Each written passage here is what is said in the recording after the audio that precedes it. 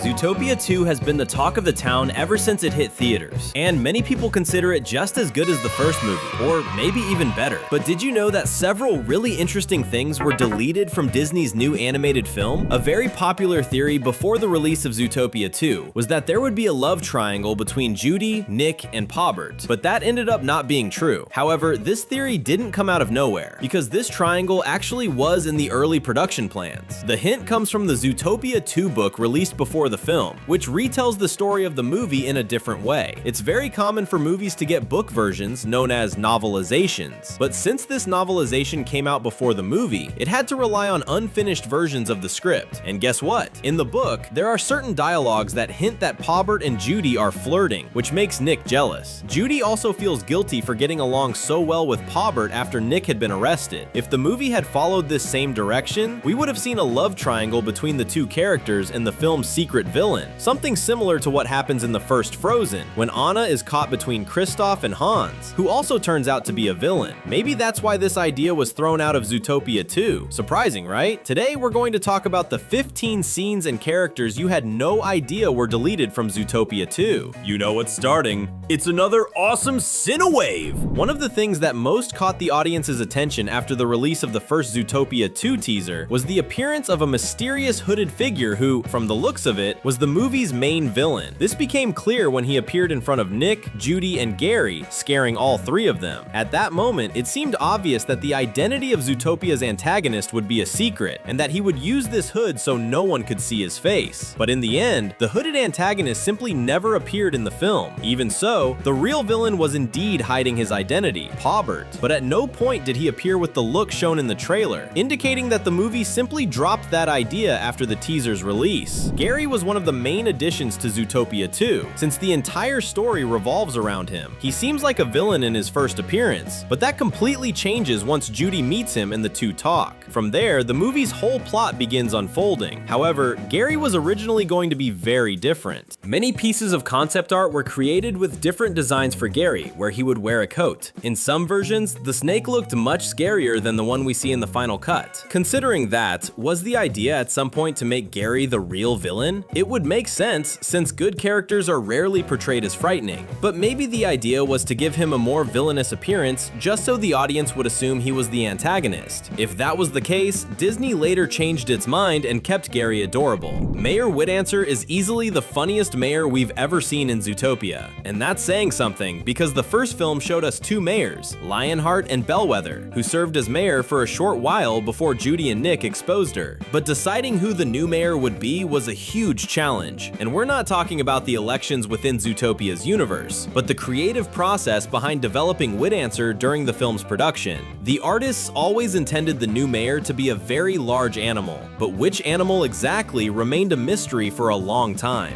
In one of the early versions, the mayor would have been a kangaroo. Based on the artwork, the character would have had a calmer and more reserved personality than Whitanswer, who is a movie star and also the comic relief most of the time. In yet another piece of concept art, the mayor would have been an elephant, an animal even bigger than a horse or kangaroo. In this version, you can clearly see that the mayor's personality would have been much more serious and stern compared to Whitanswer and the kangaroo. He probably would have acted much more like an antagonist. Maybe he was even considered to be the main villain. If that was the case, it makes sense that they dropped the elephant mayor, since it would have made the story too similar to the first Zootopia. So tell us, which mayor do you prefer? Whitanswer, or one of the versions that didn't make it into the film? Comment below with #mayor so we can see your answer. Zootopia loves making references to classic movies. The existence of Mr. Big is proof of that, since he's a direct homage to Don Corleone from The Godfather, and both films don't even try to hide it. In Zootopia 2, the movie that would be referenced was The Silence of the Lambs. This makes total sense, since it's a classic within the crime thriller genre. The film follows a detective named Clarice, who is investigating a serial killer and decides to speak with Hannibal Lecter, an inmate who committed several horrific crimes, because Hannibal knows how the fugitive thinks. The idea was that Zootopia 2 would include a scene where Judy goes to the prison to talk to Bellwether in an attempt to better understand the movie's mystery. The scene would last 4 minutes and would recreate, word for word, the first meeting between Clarice and Hannibal.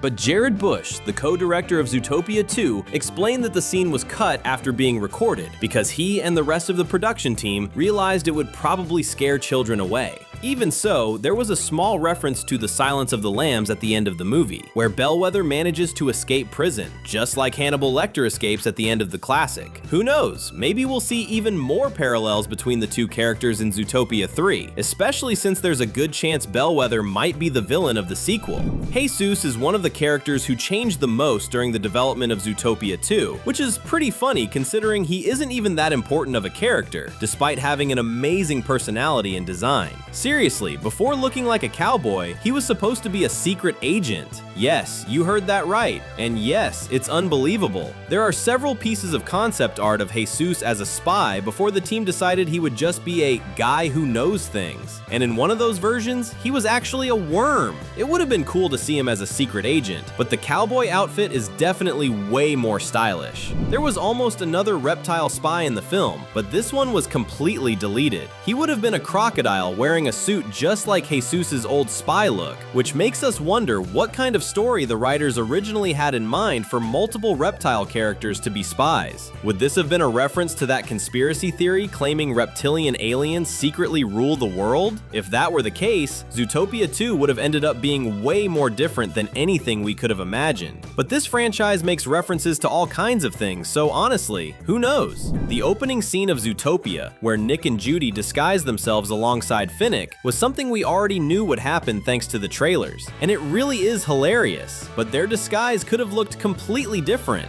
with Judy wearing an orange outfit instead of pink, and Nick looking much more put together than in the final version, pretending to work as a flower bouquet salesman. We don't know if the mission tied to this disguise would have been the same as the one at the beginning of the movie, or if that changed too, but Finnick is also pretending to be a baby here, very different from another, much weirder disguise Nick and Judy were supposed to use. In this one, Nick would be the one pretending to be the baby. Don't even ask us why he would wear that disguise when Finnick could easily do it. Maybe Nick's old friend didn't feel like helping him anymore. Either way, the picture is hilarious on its own. Would the characters in Zootopia's universe really be dumb enough not to notice something very, very wrong with that baby? And honestly, it would have been pretty funny to see Judy wearing that wig too. And if you're not subscribed yet, you know what to do. Click and hit the bell so you don't miss any videos. Another disguise just as funny as that one is the elderly lady's disguise. Both Nick and Judy were going to dress up as little old ladies. Wow, they really are extremely professional, aren't they? This would have been so funny to watch that we're honestly hoping this idea gets reused in Zootopia 3. Judy's family never had much screen time since the first movie, because she leaves her hometown to live in Zootopia, but there were plans for them to appear more, both in the first film and in the second. In it, there would have been a scene where Judy and Nick would eat at her family's house, surrounded by her many little bunny siblings. Total chaos. Let's be honest, it would have been a massive mess, but also incredibly adorable. Milton Lynxley was truly a thorn in Judy and Nick's side, and unlike Paubert, many people immediately suspected he was a villain from the very beginning. After all, his whole vibe just screams evil, but his appearance could have been even snobbier and more villainous if they had followed the concept art, where Milton would have been even bigger and more imposing. Maybe that version of him wouldn't have lost in the fight against Mayor Cavalcante, but who knows? The final version of Dr. Fuzzby is really adorable, but the hamster's concept art also features huge doses of cuteness. Overall, her alternate designs give off that smart elderly lady vibe, but some of them look like outfits usually worn by even older women. In general, they're all good, but it's fair to say the final version is truly the most balanced. If you have a different opinion and prefer one of the concept art versions, feel free to share which Fuzzby design is your favorite. There are a few details we just can't understand the reason behind when they get changed during a movie's development, and that's the case with the ending of the chase scene at the beginning of the film, where Judy makes a car fall on top of Cavalcante's statue. Originally, there was supposed to be a helicopter in that scene, and the helicopter would have been painted in giraffe colors. It's a tiny detail that doesn't actually change anything, but come on, wouldn't it have been awesome to see a giraffe helicopter flying over the city at that moment? It's almost over, but until then, you can stay with us. There are 2 super fun videos waiting for you. Thanks, and see you next time.